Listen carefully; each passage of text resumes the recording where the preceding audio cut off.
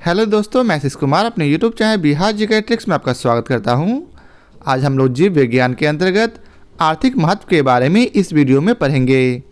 तो यदि आप लोगों ने अब तक हमारा channel Bihar GK tricks subscribe नहीं किया है तो इसे सब्सक्राइब कर लें, साथ ही बेल आइकन को जरूर दबाएं। तो आइए वीडियो को स्टार्ट करते हैं। तो सबसे पहले हम लोग इसके नोट्स को पढ़ेंगे। तो आइए इसके नोट्स को पढ़ते हैं।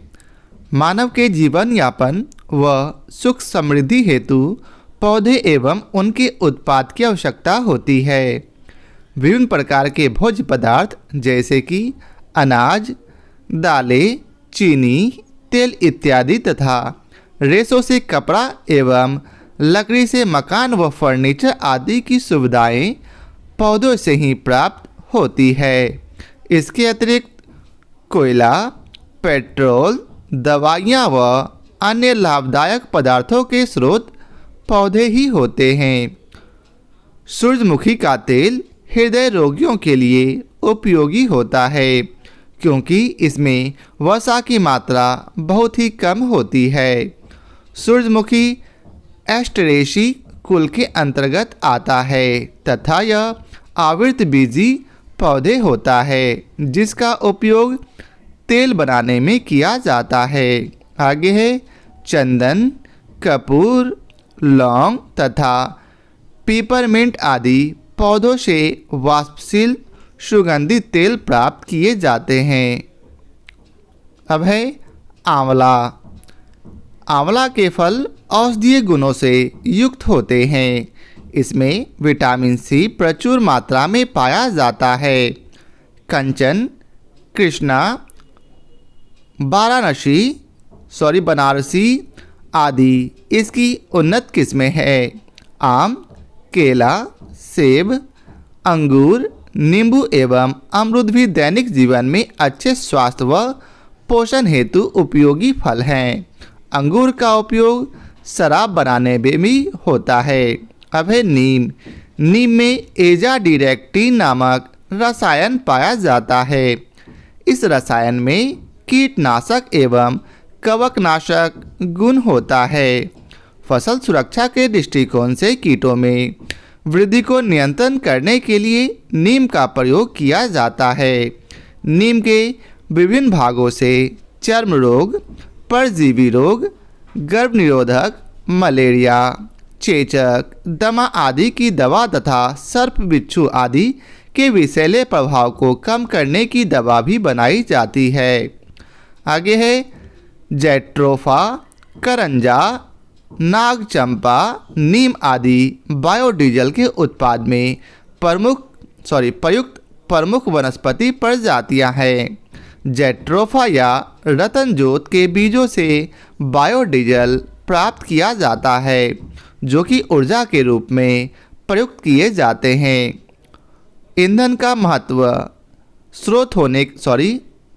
महत्वपूर्ण स्रोत होने के कारण इसकी कृषि की तरफ अत्यधिक ध्यान दिया जा रहा है। यह एक आवृतबीजी पादप है जिसके जीवन काल में अन्य नकदी फसलों की अपेक्षा कम जल की आवश्यकता पड़ती है। अब है करंजिया करंजा। करंजिया करंजा का वनस्पति नाम प्रोगैमिया पिन्नेटा है। यह भी एक प्रमुख पेट्रोपादप है जो कि जैट्रोफा के विकल्प के रूप में प्रयुक्त होता है। इसके बीज में पोगैमिया तेल प्राप्त होता है जो कि बायोडीजल का एक स्रोत है। पेट्रोक्रॉप्स में मुख्यतः हाइड्रोकार्बन एवं लिपिड अर्थात मोम प्रचुर मात्रा में पाया जाता है। देश का पहला बायोडीजल संयंत्र काकीनाडा आंध्र प्रदेश में स्थापित किया जाता है। गन्ना और मक्का से व्यवहारिक जैव ईंधन इथेनॉल प्राप्त किया जा सकता है। सामान्यतया गन्ना व चुकंदर का उपयोग शक्कर बनाने में किया जाता है। अब है CO 1148 गन्ने की एक महत्वपूर्ण प्रजाति है। यह प्रजाति पूर्वी उत्तर प्रदेश में मुख्यतः पाई जाती है। अब है पाइनस जिराडियाना। पायरस जिराडियाना चिलगोजा पाइन का वानस्पतिक नाम है। चिलगोजा में कार्बोहाइड्रेट तथा प्रोटीन की अत्यधिकता होती है तथा ये पाइन के बीज से प्राप्त होता है। अब है मुख्य मच्छर विकर्षक नीम से प्राप्त होता है। नीम में औषधीय गुण होता है। तुलसी एवं हल्दी में प्रतिजैविक गुण पाए जाते हैं। नींबू विटामिन सी का मुख्य स्रोत है जिसमें प्रतिरोधक क्षमता होती है। आगे है ब्राह्मी को जल नीम भी कहते हैं क्योंकि यह प्रधानतः जलाशय भूमि में पाई जाती है। ब्राह्मी का प्रभाव मुख्यतः मनुष्य पर पड़ता है। ब्राह्मी स्नायु कोशों का पोषण कर उसे उत्तेजित कर देती है और हम स्फूर्ति का अनुभव करने लगते हैं। पुदीना पाचक होता है तथा वायु विकार, पेट का दर्द, अपच आदि को ठीक करता है। तुलसी एक द्विबीजपत्री शाकीय औषधीय पौधा है जो कफोत्क्षारक है। सदाबहार या सदाफूली 12 महीने खिलने वाले फूलों का एक पौधा है। यह मधुमेह उपचार में उपयोगी पाया जाता है। आगे है चाय, कॉफ़ी तथा कोको प्रमुख पेय पदार्थ हैं। कैफीन शराब एक मनोस्फूर्तिदायक या मस्तिष्क को प्रभावित करने वाली उत्तेजक औषधि है जो मुख्यतः कॉफ़ी के बीजों एवं चाय की पत्तियों से प्राप्त की जाती है। आगे है समुद्री खरपतवार समुद्र के नीतल में स्थित बहुकोशिकीय शैवाल है। ये आयोडीन के महत्वपूर्ण स्रोत है।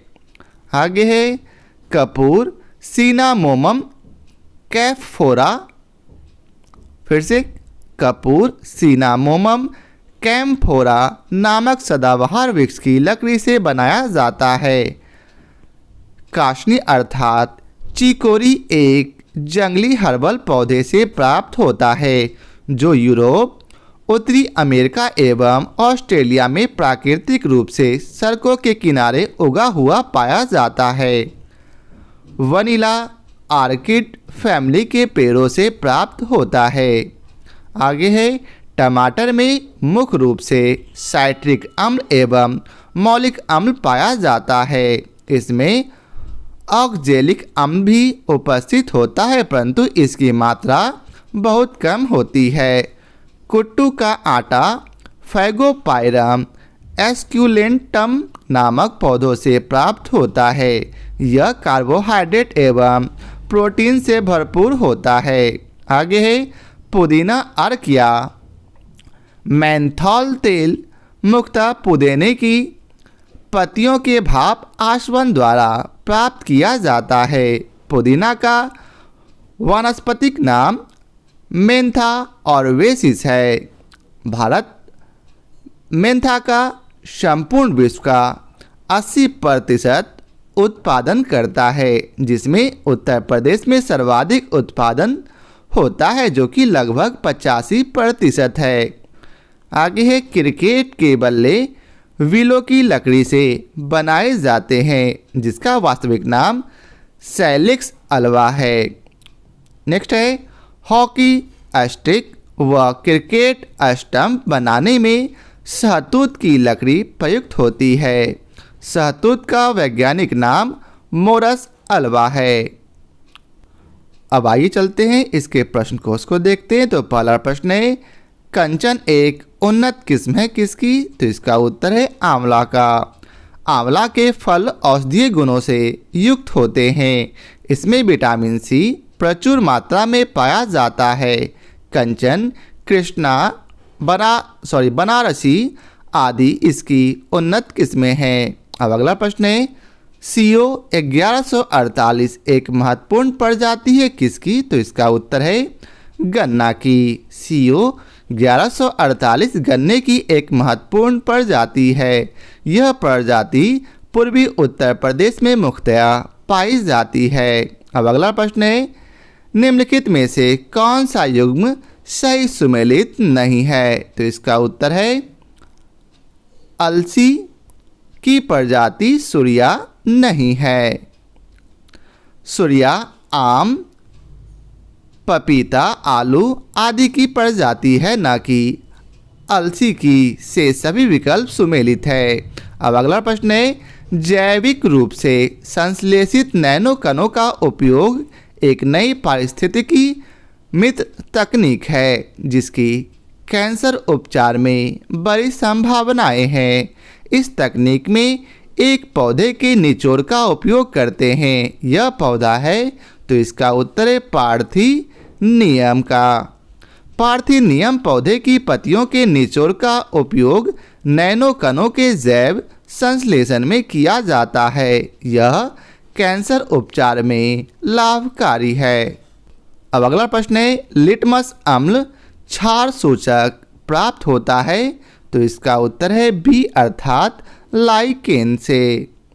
लिटमस जल में घुलनशील विभिन्न रंजकों का एक मिश्रण होता है जो थैलोफाइटा समूह के लाइकेन नामक पौधे से निकलता है। अब अगला प्रश्न है, नीम के पेड़ के संदर्भ में निम्नलिखित कथनों पर विचार कीजिए। पहला में बतलाया गया है, कुछ जाति के कीटों और बरूथियों के प्रचुरोद भवन को नियंत्रित करने के लिए नीम के तेल का प्रयोग कीटनाशक के रूप में किया जा सकता है। दूसरा में बतलाया गया है, नीम के बीजों का प्रयोग जैव ईंधन और अस्पताल अपमार्जकों का निर्माण करने में होता है। और तीसरा में बतलाया गया है, नीम के तेल का अनुप्रयोग औषधि उद्योग में होता है। उपयुक्त कथनों में से कौन सा सही है? तो इसका उत्तर है डी अर्थात 1, 2 और 3 तीनों सही है।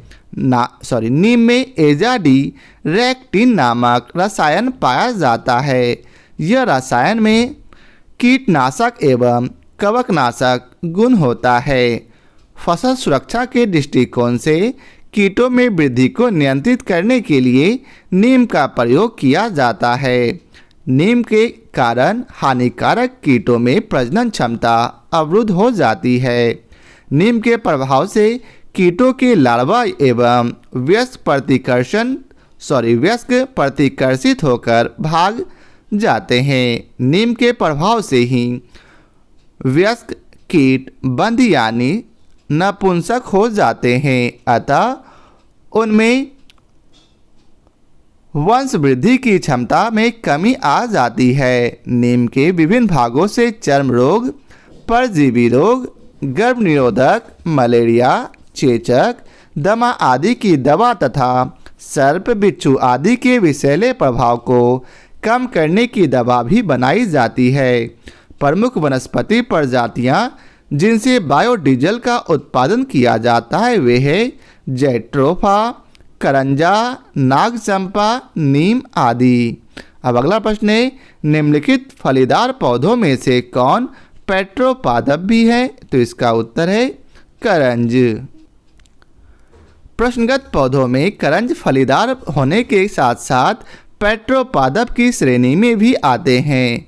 करंज, जिसका जैव वैज्ञानिक नाम पोगैमिया पिन्नेटा है, के बीजों से पोगैमिया तेल प्राप्त होता है जो कि बायोडीजल का एक स्रोत है। अब अगला प्रश्न है, वह पौधे जिन्हें सामान्य तौर पर पेट्रोक्रॉप्स के रूप में जाना जाता है वह धनी होते हैं? अपना उत्तर दिए गए कूट से चुनिए। तो इसका उत्तर है बी अर्थात हाइड्रोकार्बन में और प्रोटीन्स में। पेट्रोक्रॉप्स में मुख्यतः हाइड्रोकार्बन एवं लिपिड मोम प्रचुर मात्रा में पाया जाता है। जैट्रोफा नामक पौधे पेट्रोक्रॉप्स के अंतर्गत आता है। अब अगला प्रश्न है, देश का पहला बायोडीजल संयंत्र लगाया जा रहा है कहाँ? तो इसका उत्तर है आंध्र प्रदेश में। देश का पहला बायोडीजल संयंत्र काकीनाडा आंध्र प्रदेश में स्थापित किया गया है। अब अगला प्रश्न है, बायोडीजल बनाने में किस वनस्पति का उपयोग किया जाता है? तो इसका उत्तर है रतन जोत का। बायोडीजल बनाने में रतन जोत या जैट्रोफा नामक वनस्पति का उपयोग किया जाता है। इस पौधों के बीज से बायोडीजल प्राप्त करते हैं जो कि पौधों के रूप में प्रयुक्त किए जाते हैं। ईंधन का महत्वपूर्ण स्रोत होने के कारण इसकी कृषि की तरफ अत्यधिक ध्यान दिया जा रहा है। यह एक आवृतबीजी पादप है जिसके जीवन काल में अन्य नकदी फसलों की अपेक्षा कम जल की आवश्यकता पड़ती है। अब अगला प्रश्न है, निम्न में से कौन सा बायोडीजल पौधा है? तो इसका उत्तर है रतन जोत। अब अगला प्रश्न है, बायोडीजल पौधा कहलाता है? तो जैट्रोफा। अब अगला प्रश्न है, निम्न कथनों पर विचार कीजिए। कथन ए में बतलाया गया है कुस्कुटा अर्थात अमरबेल परजीवी आवृतबीजी का एक उदाहरण है। कारण आर में बतलाया गया है यह पोषी पौधों की पत्तियों से अपना पोषण प्राप्त करता है। तो इसका सही उत्तर है डी अर्थात ए सही है किंतु आर गलत है। कुस्कुटा एक प्रकार की लता है, इसे अमरबेल भी कहा जाता है। यह परजीवी आवृतबीजी पौधे का एक उदाहरण है जिसमें पत्तियों और पर्णहरिम का पूर्णतः अभाव होता है। यह पीले पतले दुबले तने वाले पूर्व स्तंभ परजीवी है। इसका तना पोषक के चारों ओर लिपट जाता है तथा स्थान स्थान पर परजीवी मूल निकलकर पोषक के तने के जाइलम तथा फ्लोएम में घुस जाते हैं और वहां से भोजन तथा खनिज लवण और जल प्राप्त करते हैं। इस प्रकार दिए गए प्रश्न में कथन ए सही है किंतु आर गलत है। अब अगला प्रश्न है, ऊर्जा के वैकल्पिक स्रोतों के संदर्भ में एक व्यवहार्य जैव ईंधन एथेनॉल इनमें से किससे प्राप्त किया जा सकता है? तो इसका उत्तर है गन्ना से। गन्ना और मक्का से व्यवहार्य जैव ईंधन एथेनॉल प्राप्त किया जा सकता है। अब अगला प्रश्न है, चिलगोजा निम्नलिखित में से किस एक प्रजाति के बीज से प्राप्त होता है? तो इसका उत्तर है पाइन से। पाइनस जिरार्डियाना चिलगोजा पाइन का जैव वैज्ञानिक नाम है। चिलगोजा में कार्बोहाइड्रेट तथा प्रोटीन की अधिकता होती है तथा ये पाइन के बीज से प्राप्त होता है। अब अगला प्रश्न है, सीरा अति उत्तम कच्चा माल है? तो इसका उत्तर है पावर अल्कोहल के लिए। सीरा पावर अल्कोहल के लिए अति उत्तम कच्चा माल है जिसे गन्ने के रस द्वारा तैयार किया जाता है। अब अगला प्रश्न है, शीतल पेयों जैसे कोला में पर्याप्त मात्रा होती है किसकी? तो इसका उत्तर है कैफीन की। शीतल पेयों जैसे कोला में कैफीन नामक एल्कोलाइड्स की पर्याप्त मात्रा रहती है। निकोटीन तंबाकू की पत्तियों से प्राप्त होते हैं जबकि टैनिन कच्चे फलों में अधिक पाए जाते हैं। जबकि रेनिन एक एंजाइम है जो कि शिशुओं में दूध को पचाता है। अब अगला प्रश्न है, कैफीन क्षारक उपस्थित रहता है? तो इसका उत्तर है चाय और कॉफ़ी दोनों में। अब अगला प्रश्न है, चाय की पत्तियों में विद्यमान सर्वाधिक महत्व का उत्तेजक है? तो इसका उत्तर है कैफीन। कैफीन एक मनोस्फूर्तिदायक या मस्तिष्क को प्रभावित करने वाला उत्तेजक औषधि है। यह मुख्यतः कॉफ़ी के बीजों एवं चाय की पत्तियों से प्राप्त की जाती है। चाय, कॉफ़ी तथा कोको प्रायः पेय पदार्थ के रूप में प्रयुक्त होते हैं। अब अगला प्रश्न है, समुद्री घास निम्नलिखित तत्व का मुख्य तथा महत्वपूर्ण स्रोत है? तो किसका है? आयोडीन का। आयोडीन का मुख्य तथा महत्वपूर्ण स्रोत समुद्री घास है जैसे केल्प, नोरी, कंबू, वैकेम आदि। आयोडीन के अन्य स्रोत सी फूड अर्थात समुद्री घास, डेयरी उत्पाद विशेष रूप से दूध आदि हैं। अब अगला प्रश्न है, समुद्री खरपतवार निम्नलिखित में से किसका महत्वपूर्ण स्रोत है? तो इसका उत्तर है आयोडीन का। समुद्री खरपतवार समुद्र के नीतल में स्थित बहुकोशिकीय शैवाल है। ये आयोडीन का महत्वपूर्ण स्रोत है। अब अगला प्रश्न है, निम्नलिखित पर विचार कीजिए। उपयुक्त में से कौन सा पादप उत्पादक है? तो इसका उत्तर है डी अर्थात कपूर, कासनी अर्थात चिकोरी और वनीला तीनों। कपूर सिनामोमम कैम्फोरा नामक वृक्ष की लकड़ी से बनाया जाता है, जो एशिया में पाया जाने वाला एक सदाबहार वृक्ष है।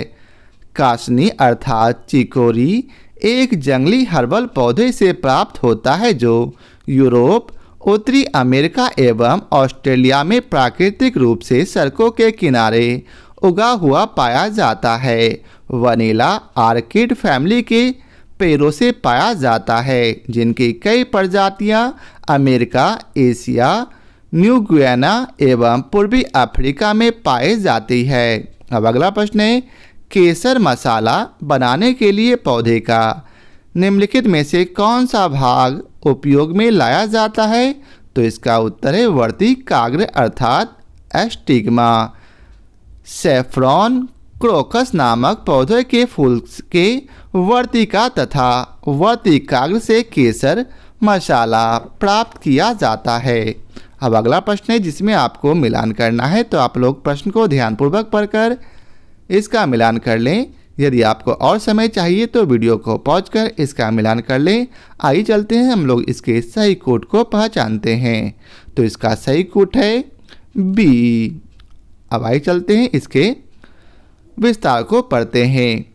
अफीम का स्रोत है फल, हींग का स्रोत जड़ है, रबर का स्रोत तना है और कोनेन का स्रोत छाल है। अफीम का उत्पादन पैपेवर सोमनीफेरम के अधपके फलों के दूध से, हींग फेरुला प्रजाति के पौधों की जड़ों से, जबकि रबर उसके पौधों की तनों से निकले तरल पदार्थ से तथा कुनैन सिनकोना पौधे की छाल से प्राप्त किया जाता है। अब अगला प्रश्न है, अफीम किस श्रेणी की दवा के अंतर्गत आता है? तो इसका उत्तर है अवसादकारी। अफीम अवसादकारी स्वापक औषधि की श्रेणी के अंतर्गत आता है। इससे दर्द निवारक, मॉर्फिन, हेरोइन ड्रग आदि का संश्लेषण किया जाता है। अब अगला प्रश्न है, मुख्य मच्छर विकर्षक पदार्थ किससे प्राप्त होता है? तो इसका उत्तर है नीम से। मुख्य मच्छर विकर्षण नीम से प्राप्त होता है। नीम में औषधीय गुण होते हैं। इसके बीज एवं पत्तियों से दवाएं तैयार की जाती है। तुलसी एवं हल्दी में प्रतिजैविक गुण पाए जाते हैं। नींबू में विटामिन सी का मुख्य स्रोत है, जिसमें प्रतिरोधक क्षमता होती है। अब अगला प्रश्न है, तुलसी के पौधे का औषधीय महत्व निम्नांकित की उपस्थिति के कारण है। तो इसका उत्तर है सी, फिनॉल एवं फ्लेवोनाइड। तुलसी एक औषधीय पौधा है। इसमें महत्वपूर्ण फाइटोरसायन पाए जाते हैं, जो अपने पदाहनाशी तथा प्रतिऑक्सीकारक गुणों के कारण विभिन्न गंभीर रोगों से सुरक्षा प्रदान करते हैं। तुलसी के पत्ते के आर्क में फ्लेवोनाइड, सैपोनिन, ग्लाइकोसाइड, फिनॉल आदि उपस्थित होते हैं, जो इसके औषधीय गुणों में वृद्धि करते हैं। अब अगला प्रश्न है, निम्नलिखित में से कौन सा सही सुमेलित नहीं है? तो इसका उत्तर है डी, रेयॉन रूपांतरित स्टार्च नहीं है। रेयॉन विनिर्मित फाइबर है, जिसे प्राकृतिक स्रोतों यथा वृक्ष एवं अन्य कृषि उत्पादों से प्राप्त किया जाता है। यह रूपांतरित स्टार्च नहीं है, से सभी सुमेलित हैं। तो यह था आज के वीडियो का आखिरी प्रश्न। आशा करता हूँ आप लोगों को हमारा यह वीडियो पसंद आया हो। यदि आप लोगों को हमारा यह वीडियो पसंद आया हो तो इसे लाइक और शेयर जरूर करें। फिर मिलते हैं नए चैप्टर के साथ। आज के लिए बहुत बहुत धन्यवाद।